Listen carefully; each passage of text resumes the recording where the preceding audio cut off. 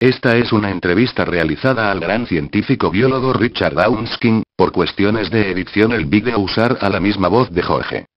Cuenta que de niño ya se daba cuenta de que Papá Noel era un señor disfrazado que se llamaba Sam. Al británico Richard Dawkins, Nairobi, 1941, no le basta haber llegado a la conclusión de que no hay Dios. Quiere que todo el mundo lo entienda así. Sostiene alta la bandera del escepticismo este biólogo, zoólogo, de la Universidad de Oxford, estudioso de Charles Darwin, que saltó al primer plano cuando escribió en El gen egoísta, 1976, que no somos más que vehículos de los genes, máquinas programadas para que ellos sean casi inmortales. El cuerpo del animal no es más que un repositorio temporal. Desde entonces Dawkins es un exitoso divulgador científico y ensayista, habitual de los platós de televisión, ha producido documentales, al estilo de su admirado Carl Sagan. Lleva tiempo animando la polémica, también en las redes sociales, donde dispara y le disparan. Considera su misión combatir dogmas religiosos, supersticiones y pseudociencias. En 2006 publicó El espejismo de Dios, un libro que aspira desde la primera página a conseguir que el lector pierda la mucha o poca fe que le quedara, un arrebatado e irónico texto que pretende desmontar uno a uno los argumentos del cristianismo y las demás creencias religiosas. En Evolución. El mayor espectáculo sobre la Tierra, de 2009, Dawkins explica con lucidez a cualquier profano las pruebas abrumadoras de que ha sido la selección natural la que moldeó y sigue moldeando nuestra realidad. Da así la batalla contra el creacionismo, la idea de que el mundo se hizo en 6 días y el hombre convivió con los dinosaurios, que trata de colarse en el sistema educativo de Estados Unidos de la mano de sectores de la derecha como la fiesta del té. A sus 73 años, Dawkins ha encontrado el momento de mirar atrás y abordar sus memorias. Una curiosidad insaciable es el título de la primera parte de su autobiografía, editada por Tusquets. En ella explica cómo llegó a ser quien es desde que nació en Kenia de una familia británica de tradición técnica y científica y empleada del imperio, lo que le llevó por varios países africanos antes de regresar a Inglaterra cuando tenía 8 años. Sabemos de su visión de la rígida escuela de los años 50, del matonismo de otros y de su tartamudez, de su paso por las universidades de Oxford, clave en su carrera, y Berkeley, donde vivió la explosión hippie. Y conocemos los muchos nombres que cree importantes en su vida. Los de sus ancestros y familiares, los de profesores y compañeros de clase, los autores que le influyeron. Y terminamos con la publicación del gen egoísta. Habrá que esperar a la segunda parte de las memorias para entender su faceta de activista ateo, la que le llevó en el año 2009 a contratar publicidad en los autobuses de Londres con el lema: probablemente no hay Dios. Deja de preocuparte y disfruta de la vida. Recibe en su domicilio, un caserón tradicional en Oxford con un amplio salón lleno de luz por los ventanales en los dos extremos, donde puede percibirse cierto aroma del colonialismo que marcó su infancia. Grandes tallas de madera de animales, máscaras, jarapas de estilo étnico sobre los sofás. Un piano, un lienzo en su atril. Libros, algún cráneo en la estantería. 2 perros pequeños y de pelo muy largo se alegran de la visita y saltan a menudo sobre los periodistas. Al entrevistado parece relajarle acariciar alguna de sus mascotas. De entrada se niega a posar para la fotógrafa, lo que tiene por costumbre, pero no la ignora y en más de una ocasión parece estar pendiente del objetivo de su cámara. La tribu y sus dioses. Estamos a horas del referéndum que decidirá si Escocia se independiza, y desata un efecto dominó en Europa, o permanece en el Reino Unido. Pero Dawkins, apasionado en los temas de los que quiere hablar, sabe escaparse de aquellos que prefiere evitar. Vivimos tensiones nacionalistas en Escocia, en Cataluña, en Ucrania, observa un regreso a la tribu. Podemos decir que el nacionalismo en esos lugares es una forma de tribalismo. Uno se preguntaría por qué no van a algo más pequeño aún, como Cornualles o Gales. Las ciencias sociales son complicadas, la política lo es, como biólogo no soy la persona adecuada para responder. Le pregunto como biólogo, ensayista y activista. Ha escrito que la religión está en el centro de muchos conflictos actuales, como el de Siria e Irak, Palestina o Ucrania. Antes en Yugoslavia o Irlanda. ¿No lucharán por la tierra más que por su idea de Dios? No creo que los conflictos estén motivados única y directamente por la religión. Por ejemplo, en Irlanda del Norte es entre católicos y protestantes, pero no creo que las personas que ponían una bomba estuviesen pensando en el dogma de la transustanciación. Lo que hace la religión es poner una etiqueta. En Irlanda del Norte se identifican como católicos y protestantes a pesar de que hablan el mismo idioma y tienen el mismo color. Te identifica hasta el nombre. Si te llamas Patrick seguramente eres católico, si William eres protestante. Eso se convierte en la tribu. Hay 2 tribus en Irlanda del Norte. Y ha sido así durante siglos.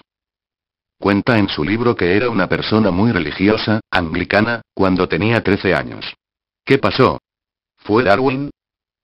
Desde que yo tenía unos 9 años me di cuenta de que existían distintas religiones. El budismo, el islam, el hinduismo, el politeísmo de los griegos, los vikingos, cualquier niño pensaba que solo la suya era la que estaba en lo cierto. Yo estaba preparado para ser antirreligioso. No sé cómo me mantuve en el cristianismo, debió ser influencia de la escuela. Pero sí, fue Darwin y fue el darwinismo el que nos salvó de todo eso. Cuando tenía unos 15 años. Usted no es un agnóstico, sino un ateo militante. ¿Por qué es necesario movilizarse contra la religión? Eso depende de su definición. Agnóstico significa no sé. Una definición que yo apoyo dice que es quien no tiene creencias positivas en un Dios. El ateo siente una creencia positiva de que no hay Dios. Yo no tengo esa creencia. Lo que tengo es una ausencia de cualquier razón para creer en Dios, como tampoco en las hadas. Como científico, me conmueve la belleza del mundo y del universo. Como educador, veo perverso que a los niños se les eduque en falsedades cuando la verdad es tan hermosa. ¿Y el ateísmo no puede ser también dogmático e intolerante? Siempre hay que argumentar tu causa, no callar a la gente. Durante siglos, hemos aceptado que no puedes criticar la religión. Hacerlo parece intolerante pero no lo es. Educando escépticos. En un pasaje de su libro, Dawkins se muestra contrario a la forma en que la mayoría de familias inculcan explicaciones mágicas a sus niños. No puedo evitar preguntarme si una dieta de cuentos de hadas repletos de encantamientos y milagros, hombres invisibles incluidos, es dañina desde un punto de vista educativo, escribe. ¿Por qué los adultos promueven la credulidad de los niños? Es realmente un error tan descabellado plantearles a los niños que creen en Papá Noel un pequeño y simple juego de preguntas y respuestas que les haga pensar. ¿Cuántas chimeneas tendría que visitar en una noche? No se trata de decirles que Papá Noel no existe, sino de fomentar el intachable hábito del cuestionamiento escéptico. Él asume que eso es impopular. Siempre que planteo esta cuestión me echan a patadas de los sitios por querer interferir en la magia de la infancia. Su escepticismo no se dirige solo contra la religión.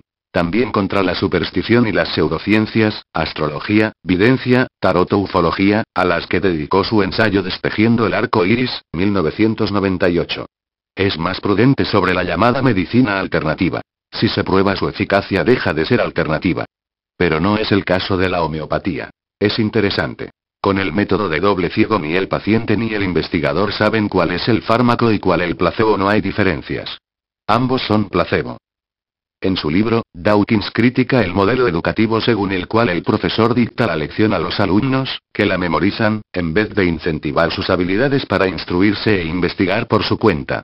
De estudiante, una vez se me olvidó llevar bolígrafo y yo era entonces demasiado tímido para pedir uno a mi compañera sentada al lado.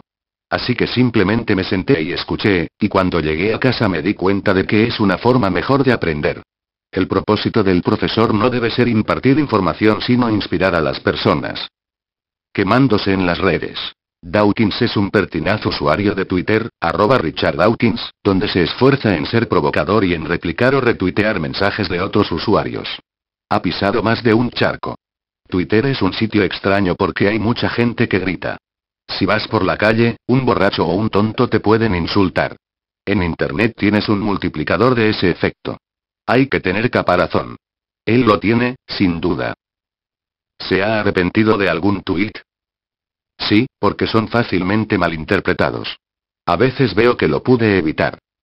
Uno de sus mensajes desató una tormenta. La violación en una cita está mal. La violación por un extraño es peor. Si usted piensa que esto es una aprobación de la violación en una cita, váyase a aprender cómo pensar, escribió en 140 caracteres. En un país como el suyo, conmocionado por escándalos de abusos sexuales, esa frase parece una falta de sensibilidad hacia las víctimas. Creo que es estúpido negar que hay diferentes grados de crímenes sexuales. Hay gente que por motivos emocionales quiere que todos los crímenes sean considerados del mismo nivel. Es como si alguien te roba la cartera y piensas que es lo mismo que robar un banco a punta de pistola. Son delitos ambos, pero uno más grave que esto. ¿No le parece así? Me parece que cualquier violación tiene efectos graves a largo plazo. Yo también lo creo. Y me cuesta pensar en un grado moderado o leve de violación. No dejaré que se escape con esto. Está acompañado por muchos estúpidos en Twitter.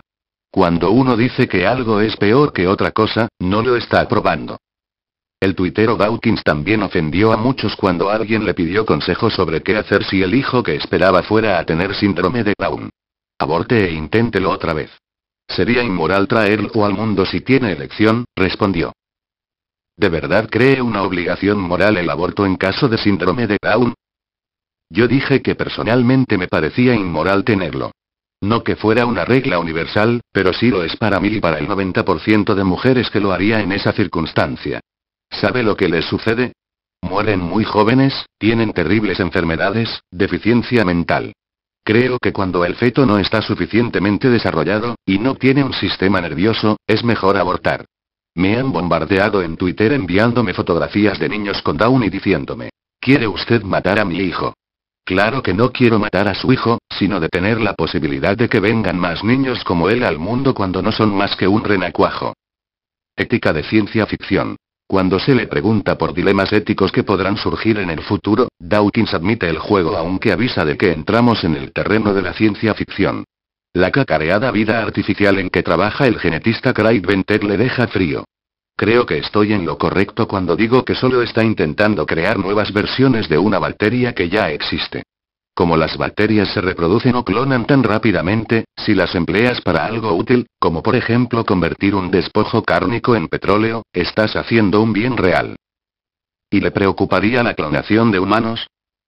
Un escenario como el de Un mundo feliz, de Huxley, con esas líneas de producción de miles de copias de seres humanos idénticos creados para ser jardineros o cualquier trabajo me horroriza, porque soy un producto del siglo XX y eso es muy lejano al mundo al que estoy acostumbrado, a mis valores.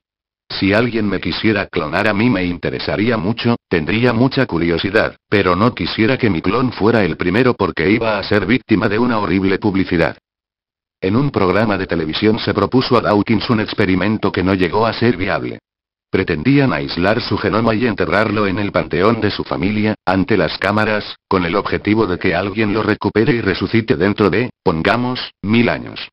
Era una excusa para debatir sobre la clonación, y le preguntaron a Dawkins si su clon del futuro sería él. Por supuesto que no sería yo. Es como si preguntas a dos gemelos idénticos si son dos personas o si uno es persona y el otro zombie. Otra cosa que iban a pedirme es que escribiera consejos para mi clon, para que, ya que iba a tener los mismos genes, no cometa los mismos errores que yo. En su libro usted cuestiona el concepto de identidad personal, dado que las células que tenemos no son las que estaban al nacer. Entonces solo somos la memoria. Es una cuestión interesante para la filosofía. Imagine que usted pudiera hacer una réplica perfecta de su cuerpo, no un clon en sentido genético sino una copia de cada átomo. Esto no se puede hacer científicamente, pero sí filosóficamente. Probablemente la réplica tendría su cuerpo, todos sus recuerdos, los mismos pensamientos. ¿Cuál de los dos sería usted? Pero una vez que están ahí, se empezarían a separar, tendrían nuevas experiencias y entonces ¿cuál eres? Son cuestiones que no se pueden responder de una manera experimental pero que son filosóficamente fascinantes. Sostiene Stephen Hawking que la filosofía ha muerto, porque ahora es la ciencia la que da las respuestas. No creo que la filosofía haya muerto, sí que ha perdido terreno. Usted ha escrito que la Segunda Guerra Mundial no habría ocurrido si el padre de Hitler hubiera estornudado en un momento determinado. Y en otro capítulo apunta que en otro siglo usted habría sido un clérigo. ¿Somos azar a ese punto?